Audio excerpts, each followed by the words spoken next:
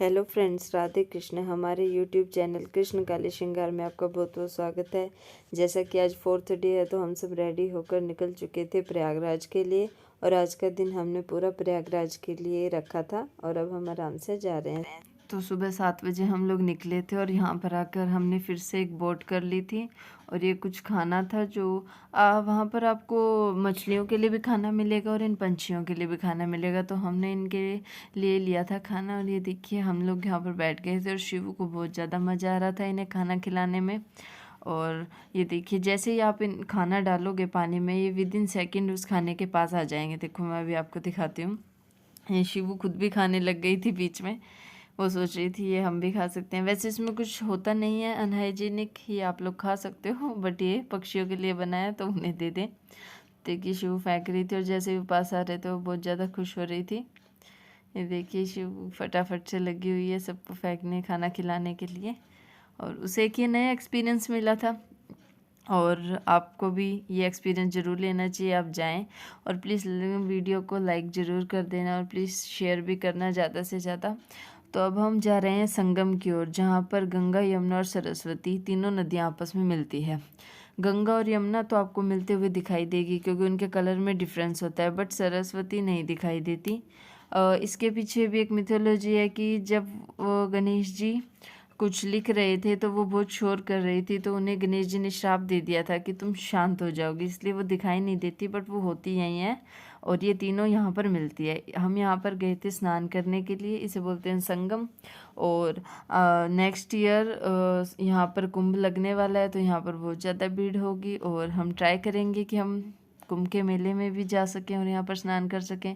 और कुंभ के लिए तैयारियाँ यहाँ पर अभी से शुरू हो गई थी क्योंकि कुंभ बहुत ज़्यादा लंबे टाइम के लिए चलता है। आई थिंक 40 to 50 डेज़ के लिए वो चलता है, इसलिए यहाँ पर सब कुछ प्रबंध उन्हें करना पड़ता है, इसलिए वो लोग शुरू कर चुके थे अपना काम।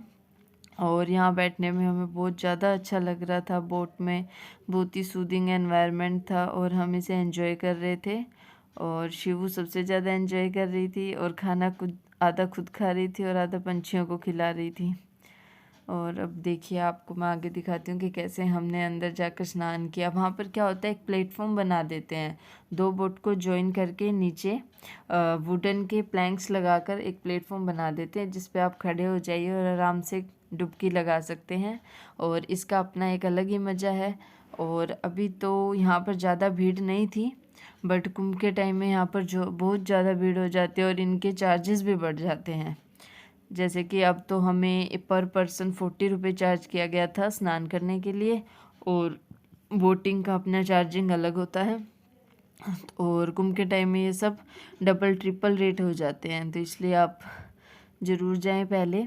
और अब देखिए मैं अब आपको आगे का दिखाती हूँ, जैसे हमने स्नान किया था जहाँ पर। अब आगे हम जा रहे हैं, ये देखिए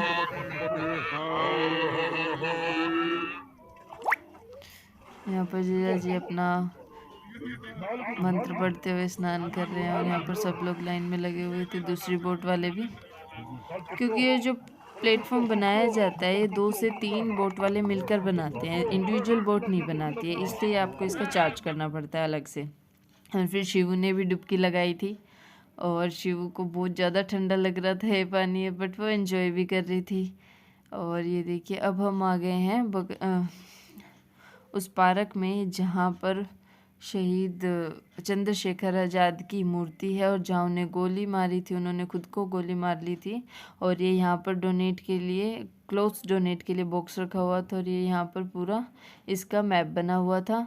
ये बहुत ही हमारे लिए प्रिविलेज्ड जगह है जहाँ पे हमें ज़रूर जाना चाहिए। है शहीद स्थल अमर शहीद चंद्रशेखर आज़ाद। आज़ाद इन्हें इसलिए बोला जाता है कि ये आज़ाद ही पैदा हुए थे और आज़ाद ही इन्होंने अपने आप को गोली मार ली थी। ये देखिए बहुत ही सुंदर पार्क बना हुआ है। मैं आपसे निवेदन है मेरा कि अगर आप प्रयागराज जाएं तो इस जगह पर ज़रूर जाएं और इनके चरण स्पर्श करें। जैसा कि हम गए थे तो फिर हमने यहाँ पर कुछ देर बैठ के एंजॉय किया और यहाँ पर फ़ोटोज़ वगैरह क्लिक कराई। और ये जो पेड़ था यहाँ पर भारत माता की फ़ोटो लगी हुई थी और यहाँ पर भी हमने फिर फ़ोटोज़ वगैरह करवाई। और फिर शिवू को भी यहाँ पर बहुत अच्छा लग रहा था क्योंकि वो सुबह से लगी हुई थी कि पार्क जाना है, पार्क जाना है, पार्क जाना है। तो फिर यहाँ पर आके देखिए कैसे खेल रही थी अपने पापा के साथ छुपन छुपाई और सब कुछ। और वो भी बहुत ज़्यादा एंजॉय कर रही थी। यहाँ पर ये देख सकते हैं आप कि वो छुपी हुई है पेड़ के पीछे और उसे लग रहा है कि उसे कोई देख ही नहीं सकता। इस तरह से हमने वहाँ पर एंजॉय किया, कुछ देर हम वहाँ खेले और इस पवित्र जगह को महसूस किया, इसके बारे में जाना। और यहाँ पर बहुत सारे स्कूल के बच्चे भी आ रहे थे, मतलब उन्हें ट्रिप के तौर पे यहाँ लाया जा रहा था। उसके बाद हम गए बड़े हनुमान जी के मंदिर। यहाँ पर लेटे हुए भगवान जी की प्रतिमा है और अंदर तो वीडियोग्राफी कर नहीं सकते थे, इसलिए मैंने बाहर से इसकी वीडियो बनाई है और आपको दिखाया है। यहाँ पर ये हनुमान जी का मंदिर था और इस तरह से यहाँ पर छोटा शिव जी का मंदिर भी था। और यहाँ से हमने प्रसाद लिया था और बाहर अपने स्लीपर्स वगैरह रख दिए थे। यहाँ पर दीपक वगैरह भी मिल रहे थे अंदर चढ़ाने के लिए, तेल। और ये प्रसाद की शॉप थी और कोई जैसे जो हर धार्मिक स्थान पे जो चीज़ें मिल जाती है वो सब यहाँ पर मिल रहा था, जैसे कुछ रोली मोली वो सब। और ये मंदिर था और ये बाहर पेड़ के पास भी मूर्तियाँ रखी हुई थी। और इसके बाद हम एक और विशेष जगह पर गए। आइए मैं आपको दिखाती हूँ। यहाँ पर एक बहुत ही पुराना वृक्ष है जो कि बोला जाता है कि बहुत समय पहले का है। इसे बहुत बार कटवाने की कोशिश करी गई, बहुत बार इसे मिटाने की कोशिश करी गई, पर ये नहीं मिटा। तो देखिए इसके एंट्रेंस ऐसे गुफा टाइप से बना रखी थी और इसके ऊपर ऐसे दो बने हुए थे कि एक तरफ से आने जाने का रास्ता बना रखा था। और ये देखिए साथ में यहाँ पर रेनोवेशन भी चल रहा था और पूरा इसमें दिखा रखा था कि आगे ये कैसा बनने वाला है। आने वाले टाइम में इसको मोदी जी ऐसा करा रहे हैं कि पूरा ग्लास से कवर हो जाएगा और इसे अक्षय वट मंदिर कहा जाता है। अक्षय मतलब जिसका क्षय न किया जा सके, वट मतलब वृक्ष। और ये यहाँ पर देखिए कितना सुंदर मंदिर बन रखा था। और इसमें आगे अंदर गुफा की तरह बना हुआ था जिसके अंदर तो वीडियोग्राफी बिल्कुल ही मना थी। और बट वो बहुत सुंदर था। उसके अंदर छोटे छोटे बहुत सारे मंदिर बने हुए थे अलग अलग तरह के, शिव जी का, काली माता का, शनि देव का। और ये यहाँ पर इसका पूरा दे रखा है कि कहाँ से कैसे जाना है। और शिव का एक और ड्रामा शुरू हो गया था। ये देखिए यहाँ पर ये इनका पंछियों के खाने के लिए जगह बनाते हैं। ये देखिए यहाँ पर इसका पूरा बताया गया है इतिहास कि ये कैसे शस्त्रागार की उत्तरी दीवार के निकट ही प्राचीन तथा प्रसिद्ध पातालपुरी मंदिर है जिसमें किले के पूर्वी द्वार से पहुंचा जाता है। और यह ऐसे कि भूमि के नीचे है ये मंदिर। और यहाँ से मोक्ष की प्राप्ति चाहने वाले हिंदू जो विश्वास रखते हैं वो पर्थिले आंगन में कूद जाते थे इसके। इस तरह इसमें एक कुआं था, जलकूप था, जिसे काम्य कूप कुआं कहा जाता है। और ऐसा भी माना जाता है कि अपने एक पूर्व जन्म में जो सम्राट अकबर था वो एक साधु था। ठीक है, इस तरह से यहाँ पर इसका पूरा विवरण दे रखा था। आप इसको स्टॉप करके पॉज करके आप इसको पूरा पढ़ सकते हैं। अभी मैं इसको पढ़ूंगी तो बहुत ज़्यादा लंबा हो जाएगा और आप बोर हो जाएंगे, क्योंकि कईयों को तो इतिहास पढ़ने का थोड़ा कम ही इंटरेस्ट रहता है। इसलिए आप इसको पढ़ लेना और इसको समझ लेना। ये एक अक्षयवट वृक्ष है और इसका हमारे इतिहास में महत्वपूर्ण भाग है। अब हम आगे चलते हैं।